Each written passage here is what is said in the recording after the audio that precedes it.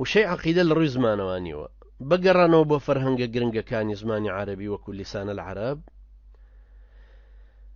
ابن منظورة حبشية بوخوي يا معجم مقاييس اللغة ابن فارس معلومة كأصلها لفارسة قاموس المحيط فيروز آبادي يا مفردات القرآن راغب الأصفهاني ككتابة زور مهمة أواني تريش همي درك وشيء عقيدة للرقي عقده وهاتوا ككمالك معناي ليبتو دائما إما بوزارة والشرع كان من فير بين للروي زمانواني وتماشا بكين چونکە ئەوە شتێکی زۆر مهمی زمانی عەرەبیە سەرەتا بزانین وشەی عەرەبی چۆنی بەکارهێناوە لە فەرهەنگی عەرەبی ئەگەڕێنەوە سەر ئەوەی کە بزانین ئەو وشەیە پێش هاتنە خوارەوەی قورئان بە شێوەیە بەکارەهات یان پێشتر عەرەب چۆنی بەکارهێناوە تا ئەو زەمانەی بووە بە زاراوەیەکی شەرعی لە ئیسلامە ئایا بزانین پەیوەندیان بە یەکترەوە چییە چونکە قورئان دائیما وای بەکارهێناوە کە وشەکە معناکانی هەمووی هێناوەتەوە دوایی یەک مانای گشتگیری بۆ هەمویان بەکارهێناوە عەقەدە لە زمانی عەرەبی وەکو لەو فەرهەنگانی ئاماژەم پێکردن هاتووە عەقەدە وەکوڵێ عەقەدت الحەبلە یعنی گرێمدا گوریسەکەم گرێدا بەو معنایەشە کە هاتووە خوای پەروەردگارە فەرمێوە من شەڕ النەفاثات في العقد پەنا ئەگرم بەخوا لە خراپەی ئەو شەڕخواز و سحربازانەی فوو بە گرێدا ئەکەن لە کۆنەوە ئەوە هەر هەبووە لە لای خۆشمانە سەر لەو شەعوەدە بازی و سحربازی و ئەو جۆرە شتانەشا هەیە موویەک گرێدا دەزوویەک گرێدەن پەتێک گوریسێک شتێکی وە گرێکی لێدا و چەند شتێکی بەسەرا خوێنێ لەو بابەتانە بۆیە خوای گەورەشە فەرمێوە من شەڕ النەفاثات في العقد ئەمە یەکەم بە معنای گرێدان دووهەم بە معنای فسی زمانی فسە یعنی باش دەرنەبڕینی وشە لەبەربوونی گرێوگۆڵ و نقصانی زمان وەکو زمان گرتنی بەم مانایەشە کە خوای گەورە لەسەر زمانی سەیدنا موسا سەلامی خوای لێ بێ فەرمێ واحلل عقدة من لسانی خوایە گرێوگۆڵیەکەی سەر زمانم مەهێڵە سێهەم سوێن خواردن و جەخت یعنی تەئکید کردنەوە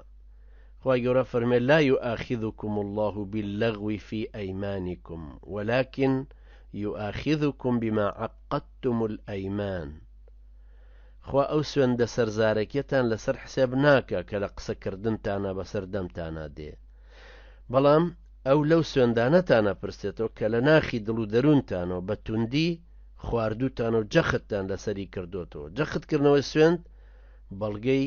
ویست و مەبەستی دڵە و یعنی وەکو شتێکی حتمیە کە تۆ ئەڵێ والله وبالله وتەڵای ئاوا سوێندێکی وا گەورە خۆیت و لە ناخی دڵ و دەروونتەوە بە کامل ئیرادەی خۆتەوە دەریە بڕی ئەمە بریتە لە عقدی سوێندەکەش دیسە چوارەم پەیمان و بەڵێندان خوای گەورە فەرمی یا ئەیها الذین ئامەنوا ئەوفوا بالعقود ئەی ئەوانەی باوەڕتان هێناوە بەرامبەر ئەو پەیمان و بەڵێنانەی ئەیدەن بەوەفا بن یانە فەرمێ والذین عقدت ئەیمانکم فأتوهم نصیبهم ئەوانەی پەیمان و بەڵێنیان داوە پشکی خۆیان بدەنێ هەروەها بە مانای گرتن و محکەمکردن و جەزم و عەزم و ئیرادە بە قووەتکردنیش دێ کە ئەوەش بە معنای وایە هەمووی لە تەوەرەمانەکانی سەرەوە جێگایە بێتەوە کابرەکە عەزمی جەزم کردو بۆیەوە ئەو سوێندە قایمی لەسەرخوا کەوا بۆ عەقیدە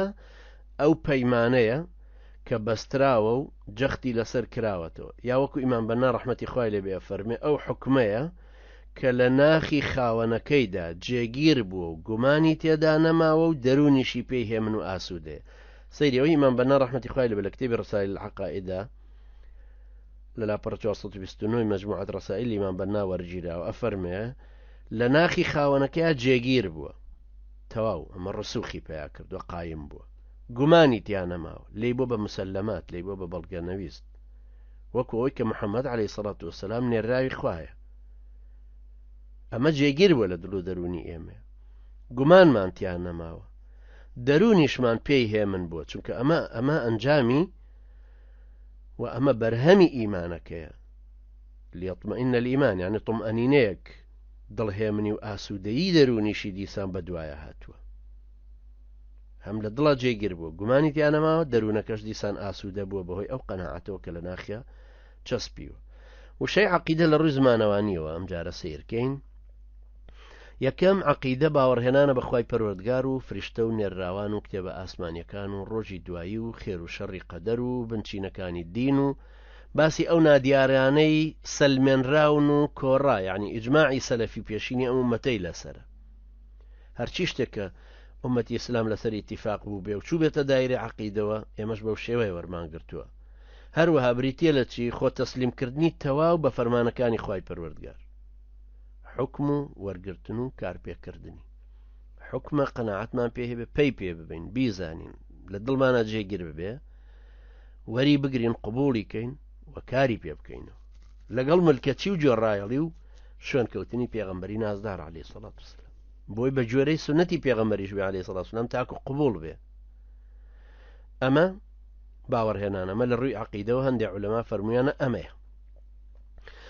دووەم کە ئەوترێ عەقیدەی ئیسلامی بە شێوەیەکی گشتی مەبەست لە عەقیدەی ئەهلی سونەت و جەماعەتە ئێمە عادەتەن کە بەکارهێنن هەڵڵێن عەقیدەی ئیسلامی مەبەستمان لە عەقیدەی ئەهلی سونەت و جەماعەتە چونکە لەودا ئەو دید و بۆچوون و تێگەیشتنە ئیسلامیەت دەرەکەوێ کە هی 300 چاکەکەی یاوەران و تابعین بووە